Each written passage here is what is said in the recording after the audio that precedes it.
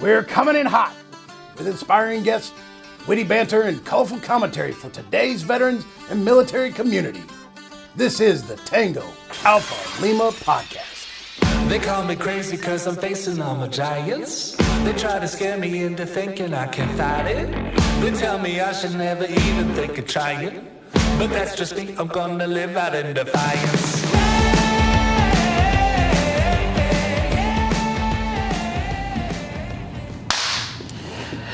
And welcome back to the Tango Alpha Lima experience. I'm Jeff Daly, and sitting here with me is... Ashley Gorbolja. No Marie? Ashley Marie Gorbolja. Oh, she's the AMG. Now, I wanted to show you something. This is the first time I've done this in a while. I'm going to take off this hat, and I'm going to tell you, look at that. It's a very military-style cut, right? I got it at an Air Force base. Who knew they knew anything about military style? I mean, I ordered a shrimp cocktail, I sat down, and I left with a military style haircut, and it was amazing. What do you think? It looks great. All right, she's not gonna give me any props today. No, congratulations, self-care is important. My aesthetic excellence means nothing to Ashley Marie Gorbolja. So we're going to move on to what does matter to Ashley Marie Gorbolja. Why don't you tell the fine world where we are today? Okay. Where are we today? Where are we today? So, as you notice, we're not in our, normal spots. We are at my post. Yay! So we are in Vienna, Virginia at post 180. Home of the past National Commander, Dan Dellinger, and all the amazing folks that are here. That include Dave Wallace, Guillermo, Adam, everyone on the executive. So a big shout out to you all, and to the club manager, Anna, and all of the folks downstairs managing the club and the bar right now. We appreciate you, and thanks for allowing us a spot up here in our beautiful Patriot Hall. And we're coming at you live here, so I'm pretty excited. Welcome to my home. We're here in the house of Ashley, and all those shout-outs are probably going to get us a free burger or something downstairs, right? Maybe. I don't know. You never know.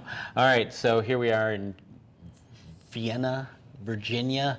It is super hot outside, but it is really chill on the inside. And I don't just mean the temperature, the vibe in here. We're really chill today. I've been described as those things. Really chill? Real hot on the outside. And you wonder why I do things like, hi. I can't take him anywhere, not even in Virginia. Gosh. All right, let's get into this show. I'm going to cover up the haircut because it's too sexy for the world. All right, so we're going to get story number one. All right, so story number one, the Blue Angels. I'm sure you all have heard of them or have seen them at your local air show if you've caught them more recently. But big news, so the Blue Angels 2023 roster includes the first women Super Hornet demonstration pilots, according to Stars and Stripes. So the Navy's flight demonstration team announced 6 new officers for the 2023 air show season just this past Mondays or so, it was in a few days, including the first woman demonstration pilot to fly the FA-18EF Super Hornet. I don't know if I said that properly, but the famed squadron selected 2 FA-18EF demonstration pilots, an event coordinator, and a C-130J Super Hercules pilot, an aviation maintenance officer, and a flight surgeon to replace the outgoing team members, according to the unit. Now, a total of 17 officers serve with the Blue Angels, and the second oldest formal acrobatic team in the world. Aerobatic even. Aerobatic. Yes. Aerobatic. I'm sure it's wonderful to be outside. Hi. All of the things. Hi. So, yeah, I'm pretty stoked. So I know there are hundreds of women representing the Navy and Marine Corps that have served with the Blue Angels during the past 55 years.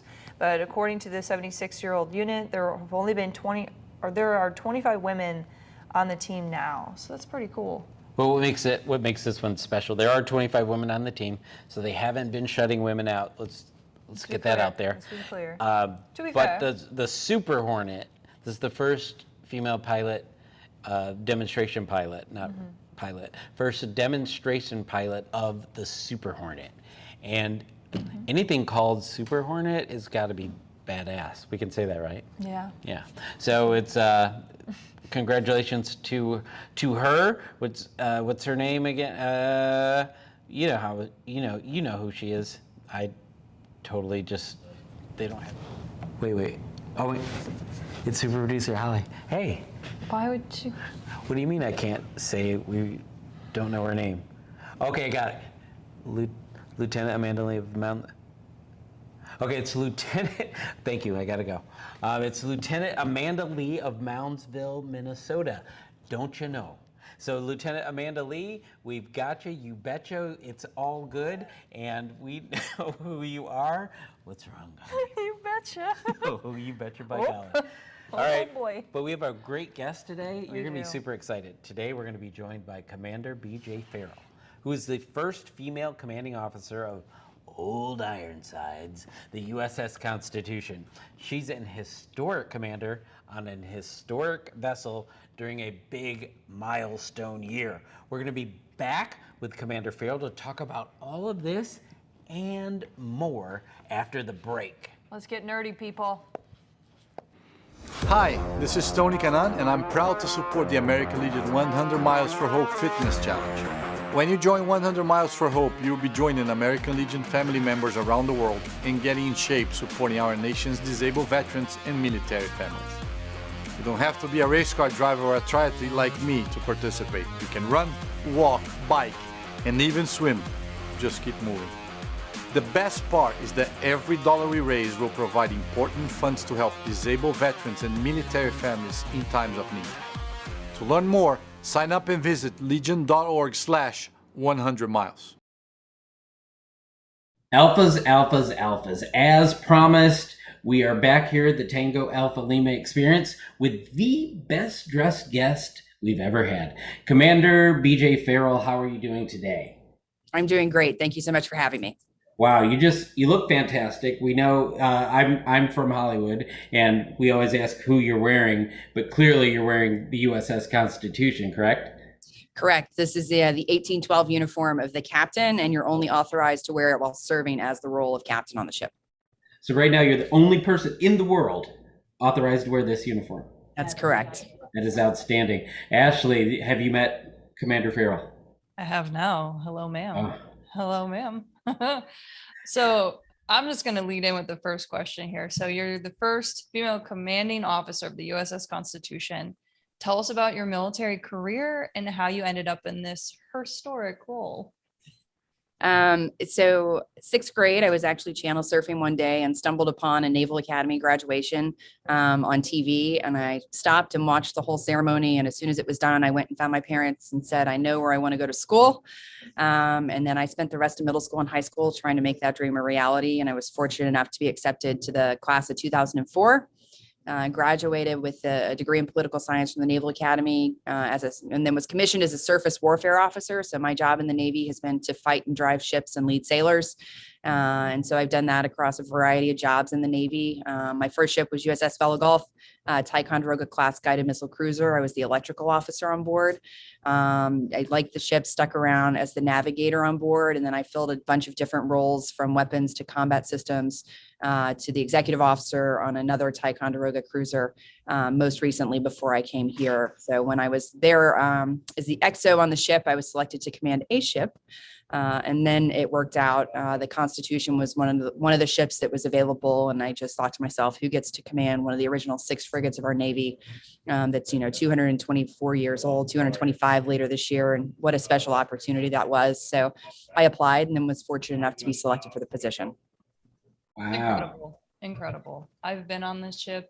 Last time I visited Boston, and it's so beautiful. I remember striking up a conversation with some of the folks that were there, and it's a very, special detail. And wow, what an opportunity. I'm so proud of you. Oh, goodness. Thank you. Yeah, she's definitely a special ship, and we are a special duty assignment for the Navy. So we are the oldest commissioned warship afloat. So we have a crew of completely active duty sailors. Crew size is about 80 right now.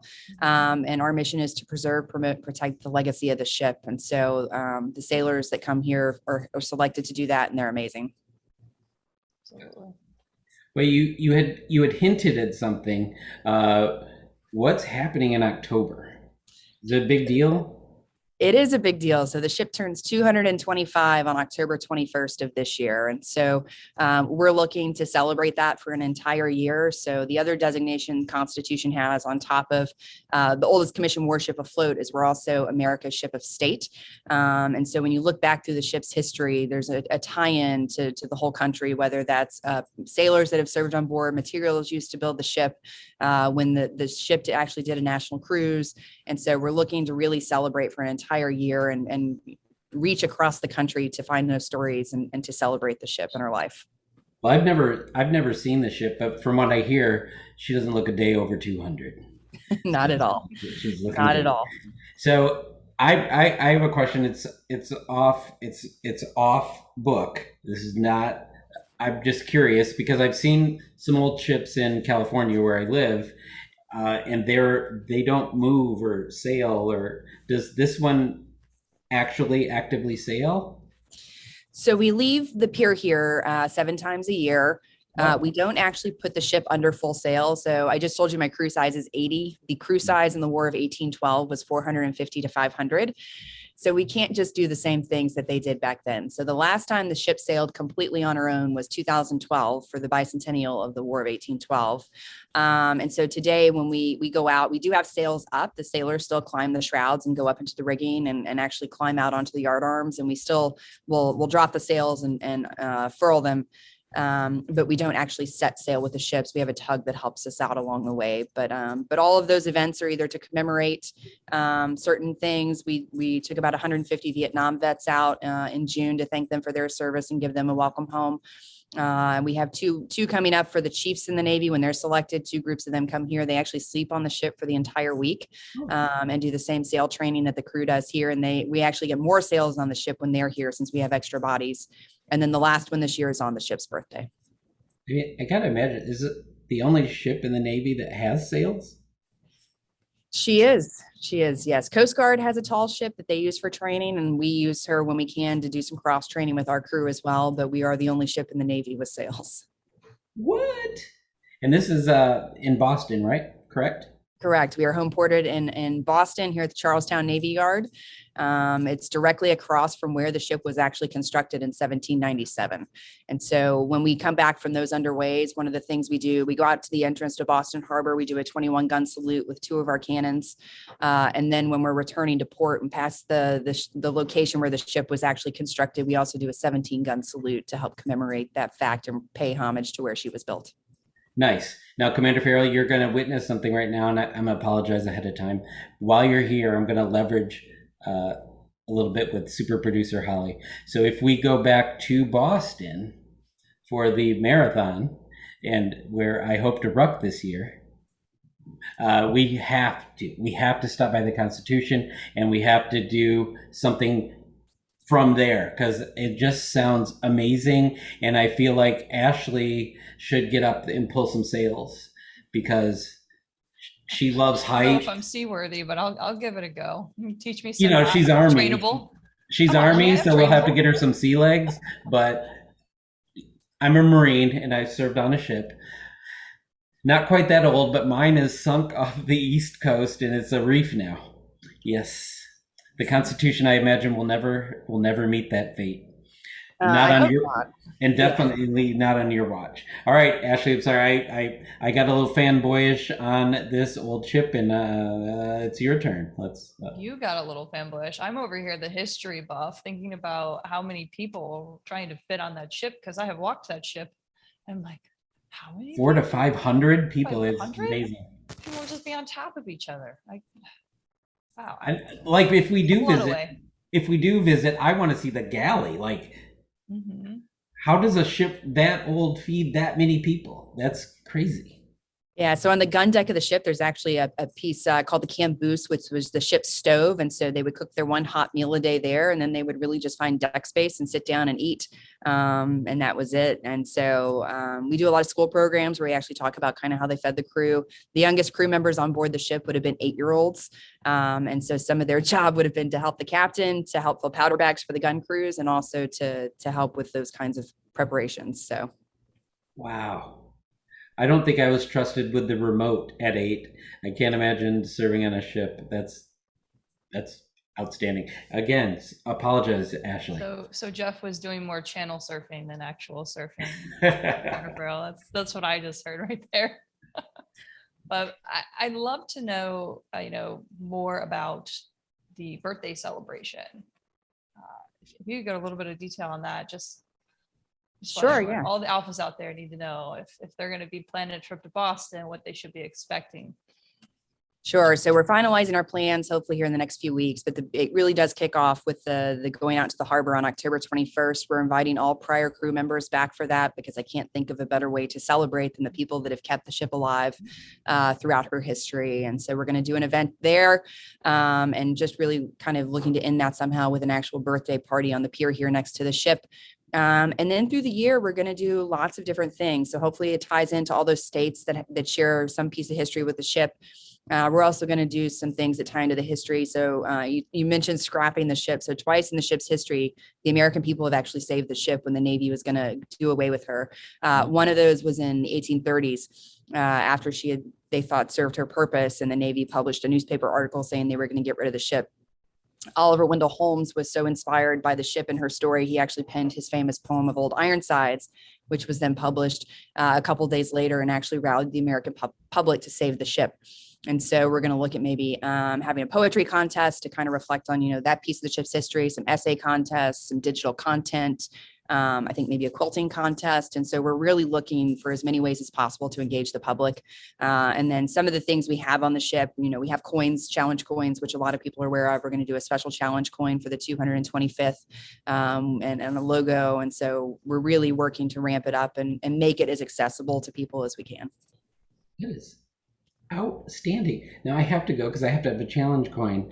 So Holly, super producer, get us to Boston. Onto the USS Constitution. And do guests get a cool uniform of any sort? Or no? Guests do not. The crew here all has their version of an 1812 uniform they wear for tours, though. So it just varies based on rank is really how you differentiate who wears which uniform. But if you come underway with us for the day on any of those turnarounds that we do, you do get an honorary crew member certificate that you get to keep. I mean, this is a done deal, Holly. If we don't do this, I quit. Yeah. Or the other thing, anytime you come, we still fire the guns for colors. So every morning at 8 o'clock and then every evening at evening colors, we fire one of our cannons. And so you can always come do that as well and request to be an honorary gunner and actually fire the gun. And then you get an honorary gunner certificate and get to sign our log as well. So we know people. Can we make that happen? Absolutely. All right. I know the one who wears the fanciest uniform, so I get to gun. Oh boy. So I'm supposed to ask you about your Legion membership, but first I gotta know. So you have all these things that you're doing through the year. Do you personally have to decide what you're going to do, or does the Navy decide where you're going to go and what your schedule is? It's a little bit of a joint effort. So we're definitely leading the charge from our end here on the ship. And then we tie in big Navy public affairs with kind of all the events that we're looking at doing for their support and for their buy-in, and then for anything additional they may have. So we're pushing from our end, but definitely keeping the Navy engaged and taking their input as well. Well, I was just thinking, I think of nerdy photographs. I can see this really old ship with the newest Navy jets doing a flyover in the same shot yesterday and tomorrow. Anyway, that's free and no charge to you for that. But I do want a gun when I come there. So we are told that, over here, you have an affiliation with My American Legion, which I love, as you can see. You want to shout out your post and kind of tell us your journey of getting to the Legion? Sure. It really came about, when I took command of the ship here and then had such an outpouring of support throughout Charlestown, and the Charlestown Legion reached out and asked if I would like to be a member. And so I gladly and accepted that. And they've been great and supportive, and I love all my interactions. This is outstanding. And which post did you say that was? Bunker Hill. Bunker Hill. Okay. Yeah. History. You're like history on history on history. That's amazing. And Ashley is. I'm geeking out over here because she got a little sweat on her brow. She's so excited. I did 4th of July in Boston last year and went to Boston Commons. I did the Freedom Trail, Liberty Hall. I went on the USS Constitution, the fireworks. I mean, I even was trying to go to the Bunker Hill post. That was one of the posts I sought out while I was doing the Freedom Trail, and nobody was there. Nobody was home when I showed there, so hopefully next time around we could go hang out and say, hey, Commander Farrell sent me, so let me in. Oh, what's up? They were out fighting for your independence. Yes. They were not hanging out. America. So that's definitely a must see, because when I went to Boston, I went to Cheers. That was like, we did that too. That was fun. Yeah, we did Cheers, which is history. It's 80s or 90s. I don't remember, but which one? Both. Super producer Holly, she fact checks us frequently. She's saying both with supreme confidence. So will you? Because we're not going as long as we used to, so I'm gonna throw in another question. So if you're on this ship, it's a unique experience. Not very many people in the Navy, there's only 80 of you doing it right now, so not very many people in the Navy ever get to serve on this. How is it going to be going back to a modern ship? Is it going to be awesome, or are you going to miss this a little bit? I think it'll definitely be both. So I'm the 77th commander of the ship. So in 225 years, there are only 77 of us that have had command of this ship, just for that kind of perspective. And so, but a lot of what I tell people, even with the crew today and the ship and our mission here is really the sailors of 1812 and 2022 are not that different. The dedication and perseverance we ask of them and the daily tasking is pretty similar. Technology has advanced, obviously, but one of the things that made Constitution so successful in the War of 1812 was the fact that the captains ran gun drills. And so the crew was able to get rounds out the end of the guns much faster than their adversaries. And so, even today on ships, we run combat drills so that we're more proficient in battle. And so those skill sets actually translate really well across the ships. It's just a matter of technology level that you have to learn. And so whenever it's time to go somewhere else, it will definitely be bittersweet. Wow. Do you have any last question or thoughts, Ashley? Oh, I'm so excited for you. This is amazing. Oh, I love this. I'm such a history nerd, and I was so excited to see you show up on my show notes, Commander Farrell.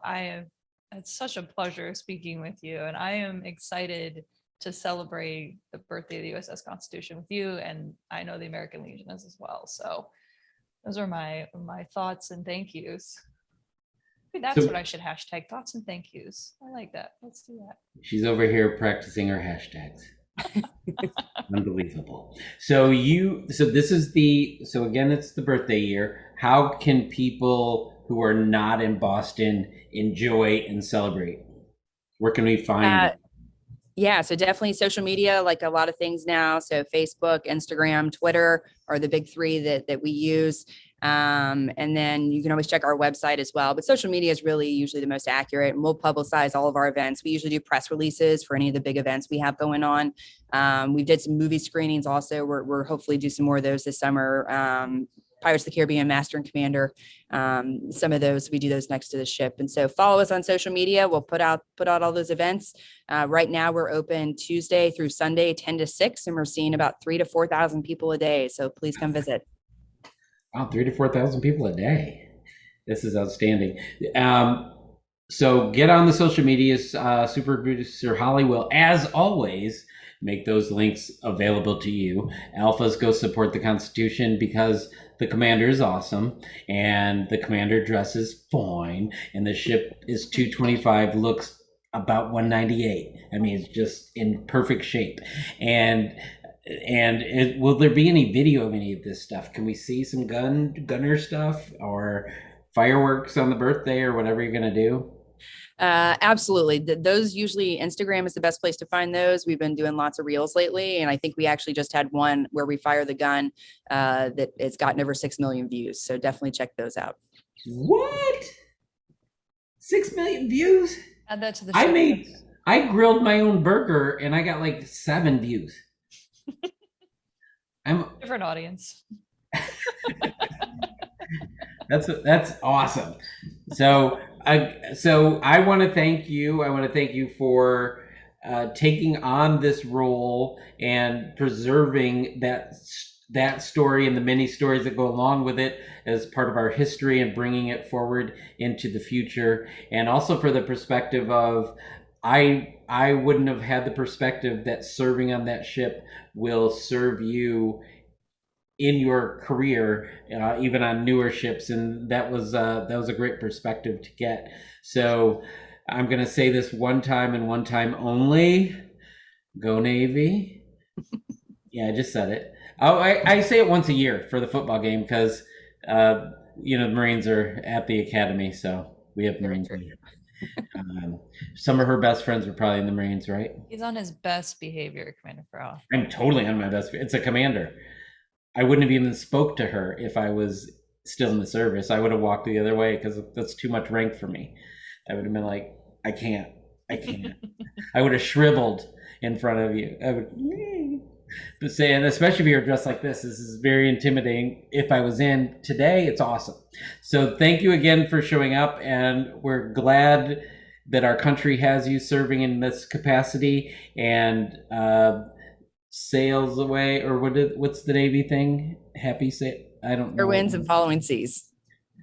Do all of that, and alphas, you can do all of that too. Even if as far as you sail is your bathtub, I want you to do it with pride, passion, and integrity. So we were going to be back with you after the break.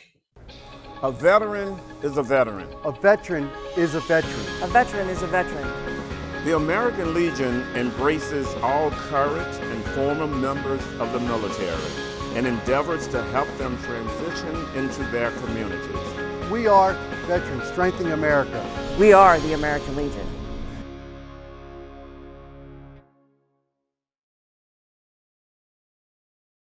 So the commander, which I loved all of this, the things on the uniform. Her uniform. Yeah. The captain, Yes. uniform, the one that her and only like 77 other people have ever worn. 76 other, she's a 77th person. Yes. It's weird how they all are the same size.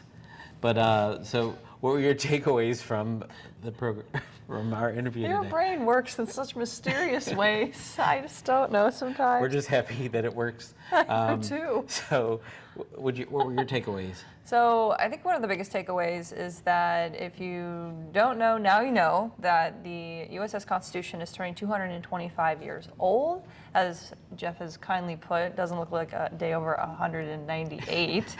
So make sure that you're following all of their social media, any of the websites, checking out the events that are taking place. I know I'm excited. I would definitely love to be there. I want an official gunnery certificate. I want to climb. Don't take my job. Oh. Well, you're gonna have to challenge. There's gonna be a challenge. I would make you walk the plank, kind of thing. We'll get it going. We'll figure it out. It'll be fun. That's all I'm saying. But would love to be back in Boston to enjoy the festivities. But more or less, incredibly impressed with Commander Farrell. She is amazing, and the fact that even when she was a young teen, that she decided, I'm going to do this thing, and therefore she did, and it's impressive. This thing being the academy. Yeah. Yes, she went there, and it is pretty impressive. My biggest takeaway is that something old can still teach you how to be effective with something new. Saying the skills she's learning on this really old ship, which I thought they would have nothing in common with the other ship she's going to serve on and has served on in the Navy. But she says a lot of the things that you do to make things work are exactly the same. So it will... Trial and true. It's, I'm sure many of our Navy vets out there can speak volumes to the levels of tradition, just as you would as a Marine. Yeah. And as an Army gal myself, you know, each branch is very much so rooted in their traditions. And I've said this before, for any Harry Potter fans, it's kind of like the sorting hat. We all kind of figure out what branch draws us in and where our values and strengths lie. And I'm really excited for Commander Farrell because she found the right branch for her, and she's made a huge impact, and she's made her story. She's probably going to be mad at you for doing the Harry Potter thing. Oh, well. Speaking Sorry. of, we talked about the old and the new.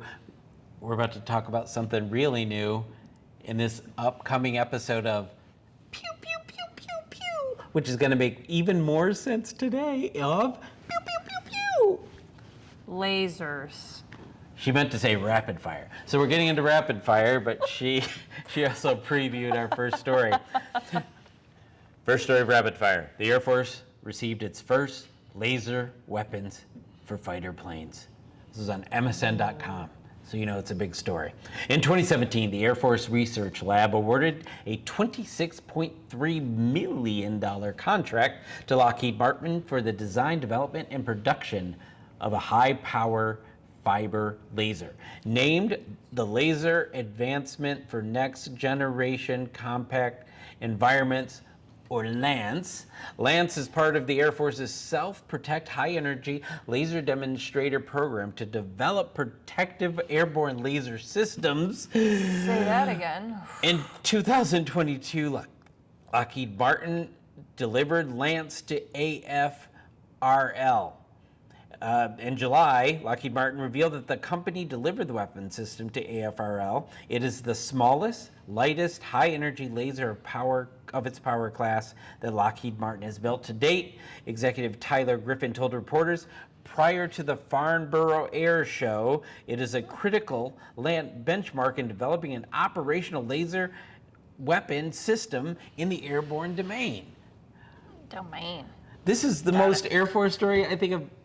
It's very Air Force. This is so Air Force. I think it's incredibly impressive, you know, just the level of innovation that, you know, here's the task, make it happen, but to design, develop, and produce something that's the smallest, lightest, and the most compact version of its power class, not only is incredibly impressive for Lockheed Martin, but it speaks volumes to the ingenuity and the, you know, I guess innovation, if you will, of our military as a fighting force. So, you know, the Air Force Research Lab, like, you know, kudos to you all and Lockheed Martin for you know, making next generation, you know, products. I mean, it's incredibly impressive. I don't know why, but my brain always goes to the Austin Powers, like Mike Myers scene where he's like laser. Every time I hear lasers, like I don't know. I get very comedic, and this is, of course, very serious. It's also sweet. It's pretty neat. I mean, if they're going to do this, they're going to have to design a plane with X-wings so that when they're shooting these lasers, people have the fear of Star Wars in them. I'm also impressed, especially with the enormous budgets that we know the Air Force has, that the $26.3 million contract is rather reasonable for a DoD project. I think they've built so much money. Porta potties for more money than that in the military. Let's go on to. Can I keep doing the laser? You're gonna go. Shoo, shoo, shoo, shoo. This is Rapid Fire Laser Edition Part 2. There's a new, shorter suicide prevention hotline number to help veterans. This is from Task and Purpose. It's also a story on legion.org. If you haven't visited, please do so. Do often and tell your friends about it. The National Suicide Prevention Hotline has a new number. It's a lot shorter too. As of Saturday, July 16, anyone in need can call 988. What's that number? 988. Who can call it? Anyone. And then you press 1. Well, we're not there yet. Anyone can call 988. The 3-digit number goes to the National Suicide Prevention Hotline and the Veteran Crisis Hotline. Any veteran or current member of the military can dial 988 and then press 1 for specialized service. All right. What do we I think we talked about this when it was being talked about. Correct. And now it's a real thing. It is. Is this going to help? You know what? I think it's made it easier. It's shorter. It's easier. You know, for those that are calling, you know, time will tell. But again, I'm hoping that people will continue to, you know, call if they need it. That's why it's there. Like, stigma aside, like 988, press 1, get connected with someone. And you can also text as well. You can visit their website. They've got a brand new toolkit out for anyone that wants to share this information. You can go to the Veterans Crisis website and check that out. We'll make sure to put that in show notes. And I think it's really important, and that it's just 988, because I couldn't tell you what the suicide prevention hotline Number is off the bat, no. The 10-digit telephone number? No. I know it starts with an 8 because it's toll free, but other than that, I couldn't give you that number at all. So if you are out there and you are struggling, 988.